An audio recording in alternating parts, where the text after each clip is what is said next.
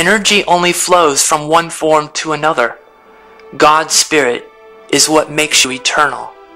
You are the energy of God.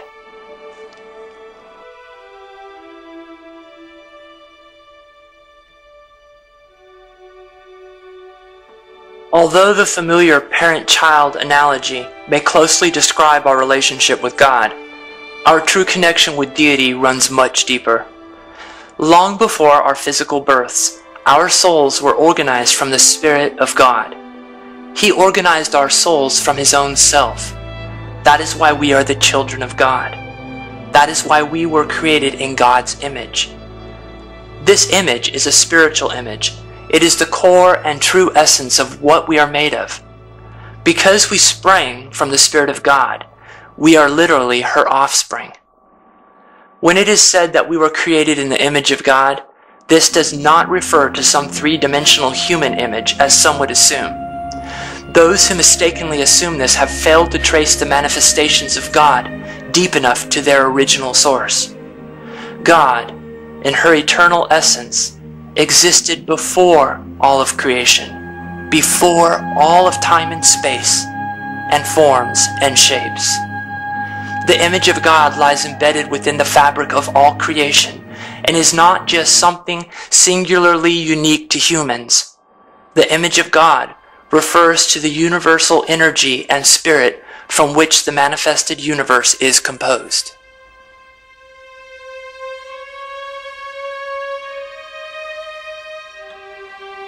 The terms individuality and free agency are spiritually synonymous. The most divine gift we have been given is our free agency or individuality, to act for ourselves. This free agency was bestowed upon each of us at the moment our souls were first organized from God's Spirit.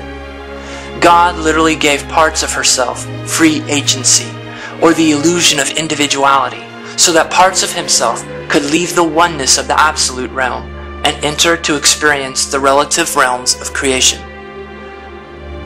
At the moment God endowed our souls with free agency, we began to then perceive ourselves as separate from God and from each other. Yet this perception of separation is just a temporary forgetting. Its purpose is to allow us the opportunity to experience, to expand, to create, and to grow. The absolute reality is that separation is an illusion. The separation of physical forms is an illusion God willingly participates in so that she might enter the physical universe and gain experience by interacting with the rest of creation. In the absolute nature of things, we are still connected. We are still one with the whole. Our innate oneness is never lost, just temporarily forgotten. While experiencing the physical realms, or even the higher astral realms, where we continue to learn and grow between physical lifetimes, our souls really never leave God's presence. For remember, nothing exists outside of God. We just lose our awareness of His presence. Or in other words, we lose our awareness of our own true nature as the whole. But God's Spirit is still with us every step of our journey home to full awareness again. God is journeying within and around each of us at every moment, because each of our journeys are also His own.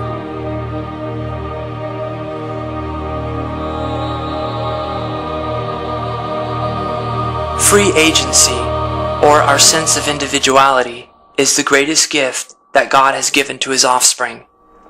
In the process of surrendering everything we have back to God, we eventually will reach a point in our spiritual evolution when we will realize that we have nothing else to give back to God except the one thing she will never take from us without our permission: our individuality or free agency.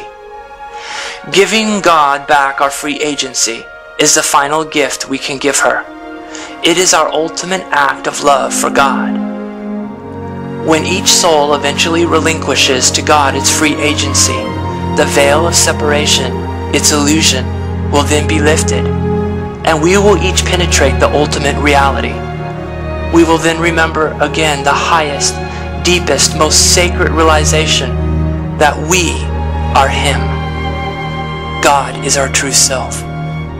God is the part of each of us that is eternal, that lies beyond time and space.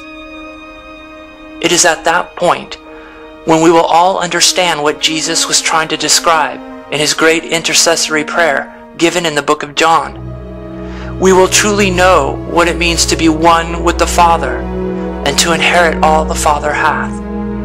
For all the Father hath has been our birthright from the beginning. The state of oneness with God is both the beginning and the ending, the Alpha and the Omega of each soul's journey.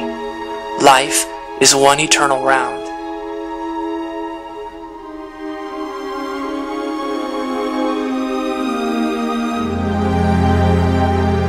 There are some religions that express a divine understanding in an often quoted saying that says, "What man is, God once was. What God is, man may become." Yet, there is even a deeper truth embedded within this particular quote that many people fail to grasp. What man is, God once was, is happening now through you and me. And the God that you will someday become also already exists now. When you remove the illusory confines of time and space, you will see that it is all happening now. You and I and all of creation are simply God realizing God's own self. If you spend some time in silence contemplating these last few sentences, searching within yourself as you do so, you will begin to reawaken from your self-imposed slumber.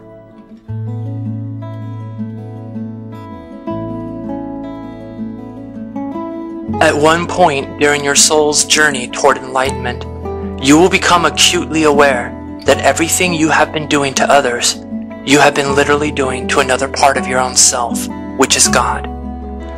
When your soul finally reawakens into full enlightenment, your concept of self will greatly expand, encompassing much more than you currently think of as who you are. You will literally know yourself as both the giver and the receiver of all you have ever done. God's perspective will become your perspective because you will have penetrated the highest truth, that you are God. At the highest level of awareness, there is only one of us here. Everyone's thoughts will become your thoughts. Everyone's experiences will become your experiences. Everyone's perspective will become your perspective, both in the past, present, and future. All the Father hath will be given to you, and nothing will be hidden. We are all one. This is the great secret that lies beyond the mind's ability to comprehend. This is the truth that is eventually unfolded to our awareness through the process of enlightenment.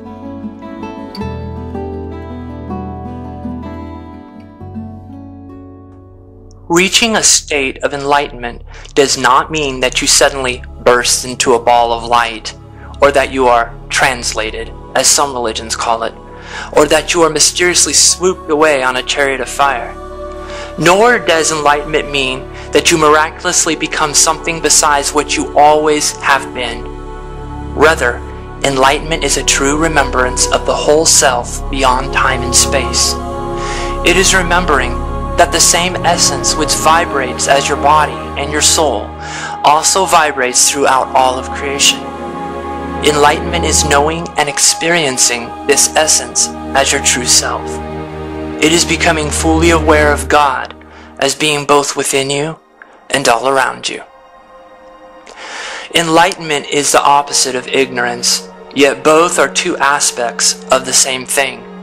For in order to fully appreciate who you are as God, you must first immerse yourself in the ignorance and forgetting of your true eternal nature. This is one of the reasons we chose to immerse ourselves in ignorance and forgetting. To move knowledge into experience, we must temporarily forget who we are.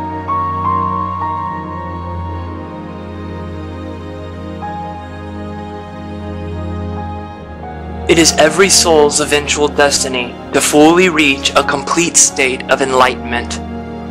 Every soul will eventually make it back to God or realize oneness with God again. The final outcome of our journey already exists at a higher level.